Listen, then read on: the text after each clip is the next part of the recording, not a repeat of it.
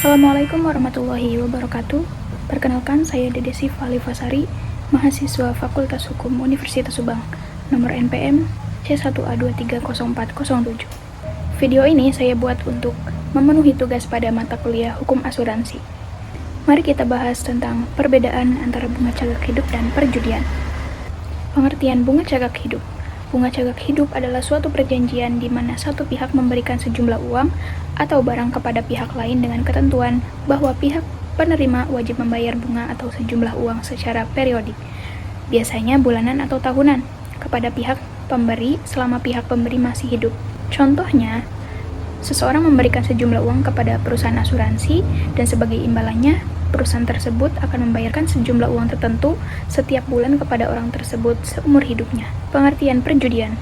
Perjudian adalah kegiatan mempertaruhkan sejumlah uang atau barang berharga dalam suatu permainan atau kejadian yang hasilnya tidak pasti dan bergantung pada keberuntungan atau kebetulan.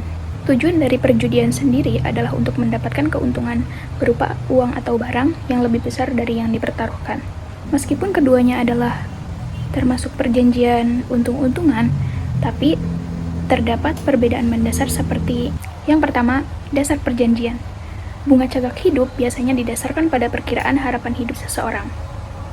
Sedangkan perjudian didasarkan pada suatu peristiwa yang tidak pasti dan di luar kendali para pihak, misalnya hasil undian dan hasil pertandingan. Yang kedua, kita lihat dari tujuannya. Bunga cagak hidup, tujuan awalnya seringkali adalah untuk memberikan penghasilan tetap kepada seseorang selama masa hidupnya, sebagai bentuk investasi atau warisan. Sedangkan perjudian, tujuan utamanya adalah untuk mendapatkan keuntungan finansial dengan cara spekulatif melalui taruhan. Yang ketiga, dilihat dari kepentingan para pihak. Bunga cagak hidup, kedua belah pihak memiliki kepentingan yang berbeda, namun sah. Sedangkan perjudian, kepentingan utamanya adalah keuntungan finansial sepihak dari pihak yang menang, sementara pihak yang kalah akan kehilangan taruhannya. Yang terakhir dilihat dari regulasi hukum. Bunga cagak hidup diakui dan diatur dalam KUH Perdata pasal 1775 sampai 1791. Sedangkan perjudian secara umum dilarang, meskipun ada beberapa pengecualian yang diatur secara terbatas. Pasal 303 KUHP mengatur tentang tindak pidana perjudian. Lalu, bagaimana pandangan para ahli? Mengapa bunga cagak hidup termasuk perjanjian untung-untungan? Mari kita bahas. Para ahli hukum memiliki pandangan yang kuat mengapa bunga cagak hidup termasuk dalam kategori perjanjian untung-untungan, berdasarkan karakteristik esensialnya yang sesuai dengan definisi dalam hukum perdata. Berikut adalah poin-poin utama pandangan para ahli. Poin pertama, elemen ketidakpastian yang dominan. Para ahli menekankan bahwa inti dari perjanjian bunga cagak hidup adalah ketidakpastian mengenai durasi hidup seseorang yang menjadi dasar perhitungan pembayaran. Panjang atau pendeknya usia orang tersebut secara langsung menentukan total kewajiban pembayaran pihak yang memberikan bunga cagak hidup. Ketidakpastian inilah yang menjadi ciri khas perjanjian untung-untungan. Poin kedua, resiko finansial yang tidak seimbang di awal. Sejak awal perjanjian disepakati, risiko finansial antara kedua belah pihak tidak seimbang dan bergantung pada kejadian di masa depan. Pihak yang membayar bunga cagak hidup menanggung risiko membayar lebih banyak jika penerima hidup lebih lama dari perkiraan. Sebaliknya, pihak penerima menanggung risiko menerima total pembayaran yang lebih sedikit jika meninggal lebih cepat. Keseimbangan finansial baru akan tercapai setelah kejadian yang tidak pasti atau kematian terjadi. Poin ketiga, tidak ada prestasi di awal.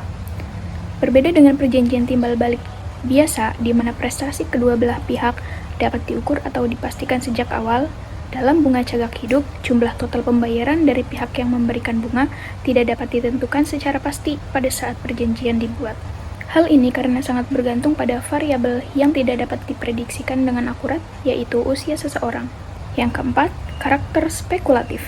Meskipun tujuan awal bunga cagak hidup seringkali adalah untuk memberikan penghasilan tetap terdapat unsur spekulatif di dalamnya.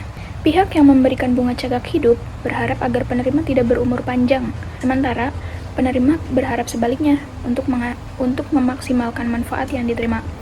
Aspek harapan dan ketidakpastian hasil inilah yang mendekatkannya pada karakteristik perjanjian untung-untungan. Yang terakhir, analogi dengan perjanjian asuransi dan perjudian. Para ahli seringkali membuat analogi dengan perjanjian asuransi dan perjudian sebagai contoh lain dari perjanjian untung-untungan. Dalam asuransi, pembayaran klaim bergantung pada terjadinya resiko yang tidak pasti. Dalam perjudian, keuntungan bergantung pada hasil suatu peristiwa acak. Meskipun bunga cagak hidup memiliki tujuan dan regulasi yang berbeda dari perjudian, mekanisme ketergantungan pada peristiwa yang tidak pasti untuk menentukan hasil akhir menjadi titik persamaan yang mendasar. Jadi, dapat kita simpulkan dari pandangan para ahli bahwa faktor ketidakpastian mengenai masa hidup seseorang adalah elemen kunci yang menjadikan bunga cagak hidup sebagai perjanjian untung-untungan. Ketidakpastian ini menciptakan risiko finansial yang tidak seimbang di awal dan membuat nilai akhir perjanjian tidak dapat ditentukan secara pasti, sehingga memenuhi definisi perjanjian untung-untungan dalam hukum perdata. Meskipun demikian, penting untuk membedakan tujuan dan legalitas bunga cagak hidup dari perjudian yang umumnya dilarang. Sekian pembahasan dari saya. Terima kasih kepada Bapak Hendi Sumadi SHMH yang telah memberikan tugas ini kepada saya. Semoga pembahasan ini dapat bermanfaat. Wassalamualaikum warahmatullahi wabarakatuh.